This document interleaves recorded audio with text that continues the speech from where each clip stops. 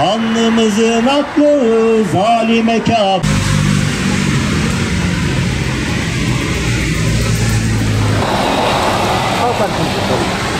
Oraya giremiyor muyuz? Dokunur, ahı bize dokunur, düşmez dilimizden sökülür. Nehirden denize özgür Filistin. Nehirden denize özgür Filistin. Allahu Ekber. Çünkü Marmara onurumuzdur. Mavi Marmara engellenemez. Vicdan gemisi engellenemez. Gazze'deki soykırımı durdurmak için dünya vicdanını göreve çağırmıştır. Engel ol, ateşkese destek ol, soykırıma engel. Kıymetli basın mensupları, sevgili arkadaşlar, özgürlük filosunun destekçileri ve aktivistler, hoş geldiniz. Bugün özgürlük nöbetinin 24. günündeyiz. Tam 24 gündür burada, bu limanda, vicdan gemimizin önünde özgürlük nöbetinde bekliyoruz. Bildiğiniz üzere neredeyse 68 gündür 69. güne girdik. Özgürlük Filosu Koalisyonu'na ait vicdan gemisi hukuksuz bir şekilde engelleniyor. Bununla alakalı olarak da basın açıklamamızı yapmak üzere bugün burada toplandık.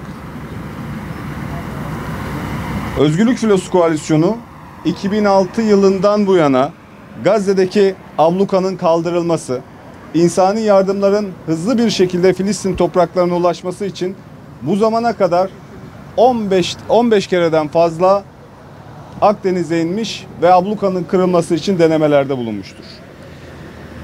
Özellikle 2006'dan bu yana özelde Gazze, genelde ise tüm Filistin topraklarında bulunan Siyonist işgal çetelerine karşı her zaman barış, adalet, özgürlük ve dayanışmayı savundu.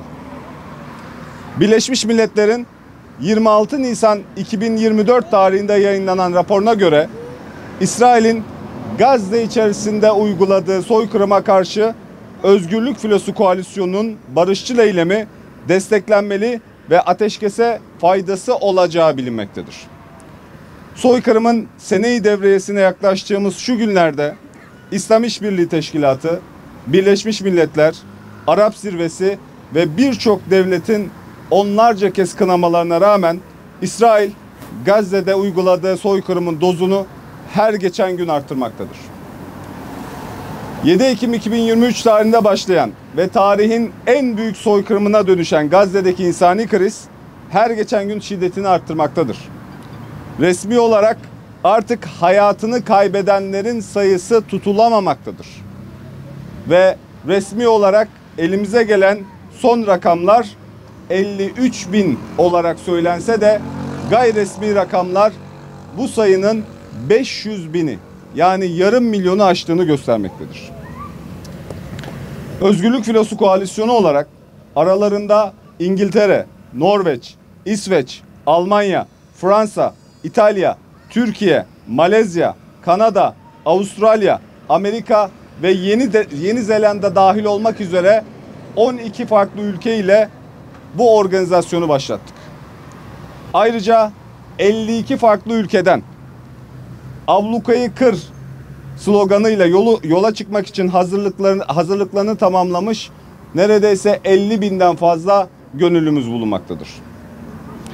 Koalisyonda farklı ülkelerden gemiler de bulunmakla beraber Türkiye'den Mavi Marmara Özgürlük ve Dayanışma Derneği'ne ait olan vicdan gemisi katılım sağlayacaktır. Bu gemilerin ilk ve en önemli misyonu Avrupa limanlarını gezerek Gazze için farkındalık çalışması yapmaktır. Sonrasında da koalisyonun kararı doğrultusunda Akdeniz'e inmesi ve Gazze ablukasına karşı bir aktivite yapması planlanmaktadır. Bildiğiniz üzere burada İstanbul Haydarpaşa Limanı'nda bulunan vicdan gemisi bundan 68 gün önce liman çıkış belgesi başvurusunu yapmıştır.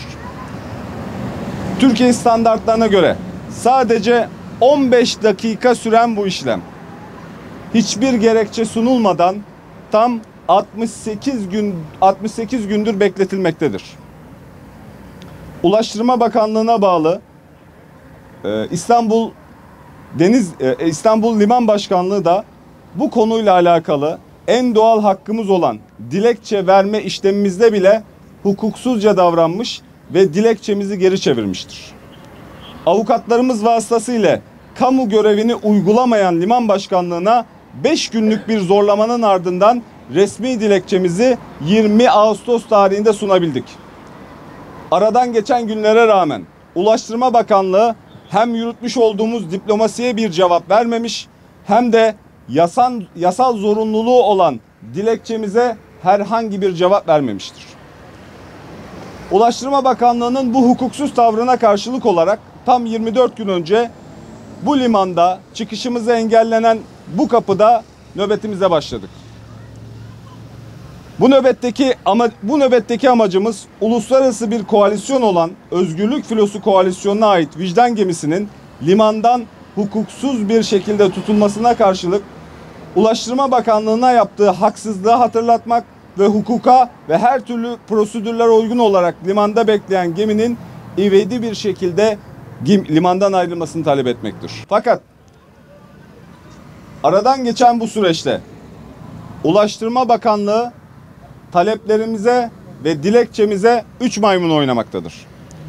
Gemimiz usulsüz bir şekilde denizcilik kanunlarına aykırı olarak bu limanda demirlenmiş ve bekletilmektedir. Buna mukabil olarak hukuksuz şekilde burada tutulan vicdan gemisi için binlerce dolarlık park etme ücreti, atık yönetim ücreti ve teknik masrafları tarafımıza bir ceza olarak kesilmiştir. Limandan ayrılmasına müsaade edilmeyen bu gemiye bu türden cezaların kesilmesi Türkiye'nin hukuk ve adalet kavramlarından uzaklaşarak şahısların keyfi kuralları ile tüm denizcilik kanunlarını baltalamaktadır. Tam bir yıldır devam eden Gazze soykırımına karşı dünyanın 52 ülkesinden bir araya gelen diplomatlar, doktorlar, muhabirler, hukukçular, acil yardım çalışanları ve aktivistler tüm dünyanın bu soykırımda sessiz kalmasına karşılık ateşkesin zorlayıcı bir unsuru olarak dünya vicdanının sivil gücüne inanmaktadır. Bugün Gazze'de Siyonistlerin yaktığı soykırım ateşi başta Lübnan, sonrasında Mısır ve sonrasında Suriye'ye sıçratma hedefini taşımaktadır. Ve bu kirli hedefe dur denmediği müddetçe tüm dünya halkları ve ülkemiz için de ciddi bir tehdit oluşturmaya devam edecektir. Sadece bir yıl içerisinde sınırlarımıza 500 kilometre mesafeye kadar gelen bu savaş, eğer ki Gazze'de ateşkes sağlanmaz ise yakın bir sürede sınırlarımıza gelecektir. Özgürlük Filosu eğer ki bundan 2,5 ay kadar önce yola çıkmış olsaydı bugün Siyonizm Lübnan topraklarında bu denli büyük bir saldırı yapma cesaretini kendinde göremezdi. İsrail'in tepki ölçer zulüm sistemine karşılık dünya vicdanı artık gerekli tepkiyi verebilmek için sadece bir tane imza bekliyor. Tam buradan vicdan gemisinin engellendiği Haydarpaşa limanından tüm yetkililere açık bir şekilde sesleniyoruz. Tamamen sivil aktivistlerden oluşan Özgürlük Filosu Koalisyonu bir yıldır 57 ülkesi bulunan İslam İşbirliği Teşkilatı ve Avrupa ülkelerinin ortaya koyamadığı somut icraatlara karşı somut bir adım atmıştır. Sayın Cumhurbaşkanımız Recep Tayyip Erdoğan Bey'in de Birleşmiş Milletler'de uluslararası sivil toplum örgütlerine yönelik yaptığı bir çağrı ile beraber Gazze'deki soykırımı durdurmak için dünya vicdanını göreve çağırmıştır. Bu çağrıya kulak vererek dünyanın 52 ülkesiyle beraber soykırımı durdurmak için tüm hazırlıklar yapılmış ve sadece bir tane imza beklenmektedir. İnanıyoruz ki aylardır hummalı bir şekilde dünyanın dört bir yanında soykırıma durdurmak için hazırlıklar yapan ve barışçıl bir aktivizmle dünya limanlarını gezmek isteyen vicdan gemisine karşı yapılan bu hukuksuz tutumdan bir an önce vazgeçilir. Bildiğiniz gibi 2010 yılında yola çıkan Mavi Marmara gemisi ilk defa İsrail'in gerçek yüzünü tüm dünyaya göstermiştir. Ayrıca Türkiye'nin iç siyasetini etkileyen FETÖ terörünün de gerçek yüzü bu olaydan sonra görülmüştür. Türkiye'nin savunma sanayisinde yaptığı önemli atılımların önündeki siyasi engeller de Mavi Marmara gemisiyle kaldırılmıştır. Ve Türkiye'nin yerli ve milli sanayi anlayışı bu vakadan sonra çok daha net anlaşılmıştır. Burada bulunduğumuz 24 günlük süre sonucunda şunu açık bir şekilde belirtmek gerekir. Vicdan gemisinin önüne siyasi engeller koymak, soykırımın bir ortağı olma riskini taşır. Özgürlük filosuna engel olmak, dünya vicdanını görmezden gelmek demektir.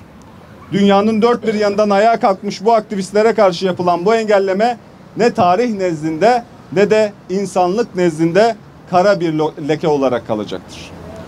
Muhatabımız olan Ulaştırma Bakanlığı'na şunu belirtmek istiyoruz. Hiçbir şey için hala geç değildir. Eğer ki bugün Gazze'deki ateşkesi sağlayacak en önemli unsur olacak bu gemiler yola çıkarsa insanlık ve tarih sizin bu tutumunuzu hatırlayacaktır. Vicdan gemisine yapılan bu hukuksuz engellemeye karşı gemimizin önünde hakkımız olan bu imzayı alana kadar gitmiyoruz ve beklemeye devam edeceğiz. Tekbir! Allahu Ekber! Tekbir! Allahu Ekber! Tekbir! Allahu Ekber! Çünkü artık soykırımın yaşandığı bir dünyada, gözlerimizin önünde yarım milyon insanın canice katledildiği bir dünyada daha fazla uluslararası dengelerden, siyasetten, ticaretten ve sanattan bahsedemeyiz. Soykırıma karşı somut bir adım atmak zorundayız. Ve bizler bu somut adım için buradayız.